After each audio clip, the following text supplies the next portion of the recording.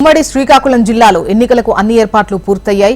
Assembly బరిలో 91 మంది అభ్యర్థులున్నారు. MP స్థానానికి 13 మంది అభ్యర్థులు పోటీలో ఉన్నారు. అయితే పోలింగ్ నేపథ్యంలో ఎన్నికల సిబ్బందికి ఎలాంటి శిక్షణ ఇచ్చారు, సమస్యాత్మక ప్రాంతాలపై ఎటువంటి చర్యలు తీసుకున్నారు అనే అంశానికి సంబంధించి వివరాలు మనకు వరప్రసాద్ అందిస్తారు. శ్రీకాకుళం జిల్లాలో ఎన్నికలకు సంబంధించిన ప్రచారం ముగిసింది. ఈ నేపథ్యంలో చూసుకునేసరికి 91 మంది అసెంబ్లీకి పోటీ చేస్తున్న అభ్యర్థులందరూ తమ ప్రచారాన్ని ముగించుకొని ఇళ్ల దగ్గరే ఉన్నారని మాత్రం తెలుస్తుంది. ఈ నేపథ్యంలోనే ఇప్పటికే అధికారులు ఈ ఎన్నికలకు సంబంధించిన అన్ని ఏర్పాట్లు చేశామని చెప్పి తెలుపుతున్నారు. మన శ్రీకాకుళం నియోజకవర్గానికి సంబంధించిన అన్ని ఏర్పాట్లు ఇక్కడ చూసుకునేసరికి అధికారులకి దిశ నిర్దేశించడానికి అధికారులు కూడా ఇక్కడ ఉన్నారు. వారికి ఎటువంటి తాలూకా గైడెన్స్ ఇస్తున్నారు, అలాగే ఇక్కడ సమస్యాత్మక గ్రామాలు ఏమైనా ఉన్నాయా, ఎటువంటి చర్యలు తీసుకుంటున్నారు, వెబ్ కాస్టింగ్ పరిస్థితి ఏమిటి అన్న అంశాన్ని మన దగ్గర ఆర్డీఓ గారు ఉన్నారు. ఆయన అడిగి తెలుసుకునే ప్రయత్నించారు. అది చెప్పండి. శ్రీకాకుళం నియోజకవర్గంలో 279 పోలింగ్ స్టేషన్స్ ఉన్నాయి. దీన్ని 27 సెక్టార్లుగా విభజించడం జరిగింది. ఇప్పుడు ప్రస్తుతం జరుగుతున్న సెక్టార్ల ఆఫీసర్ల మీటింగే. మాకు మొత్తం అన్ని గ్రామాలకు సంబంధించి చూసుకున్నట్లయితే క్రిటికల్గా ఉన్నటువంటి గ్రామాలని పోలింగ్ స్టేషన్లని ఒక 50 గుర్తించడం జరిగింది. వాటిల్లో మేము వెబ్ కెమెరాలు అవన్నీ కూడా ఏర్పాటు చేశాము. తర్వాత ఒక 56 మందిని మైక్రో అబ్జర్వర్స్ని కూడా నియమించడం జరిగింది. ఈ ఎన్నికల్లో మొత్తం మీద ఒక 3500 మంది సిబ్బంది పాల్గొంటారు. దానికి సంబంధించిన పూర్తి ఏర్పాట్లు పూర్తి చేయడం జరుగుతుంది. సరే, ఇప్పుడు ఎన్నికల్లోని ఈ విధులు ఉన్న వీళ్ళందరూ మన ఓటింగ్ ఏమైనా వేసుకున్నారు? ఎందుకంటే పోస్టల్ బ్యాలెట్ అందరికీ అందాయా లేకపోతే?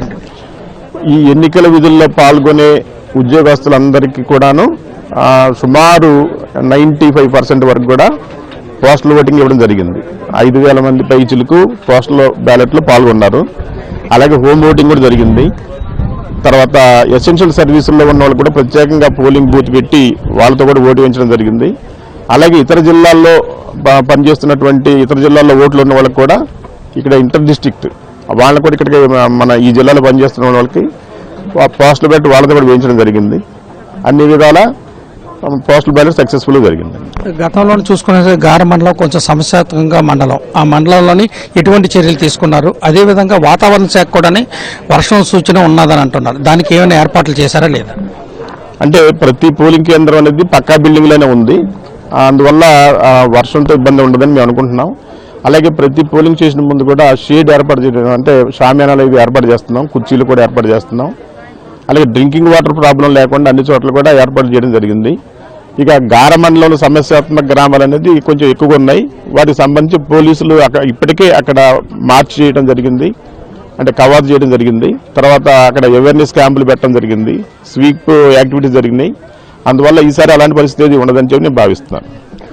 ఇవన్నారు కదా, ఎటువంటి అవాంఛనీయ సంఘటనలు జరగకన్నా అందరికీ ట్రైనింగ్ కూడా ఇవ్వడం జరిగింది. అవాంఛనీయ సంఘటనలు జరగకన్నా పోలీసులు కూడా పూర్తి స్థాయిలోని చర్యలు తీసుకుంటున్నారు. కానీ ఓటర్లకు ఎటువంటి ఇబ్బంది లేకన్నా సాయంత్రం వరకు ఓటింగ్ జరిగే విధంగా చర్యలు తీసుకున్నామని చెప్పి తెలుపుతారు. ఇది శ్రీకాకుళం జిల్లాలోని ఈ ఎన్నికలకు సంబంధించిన తాజా సమాచారం. కెమెరామెన్ గోపితో వరప్రసాద్, HM TV, శ్రీకాకుళం.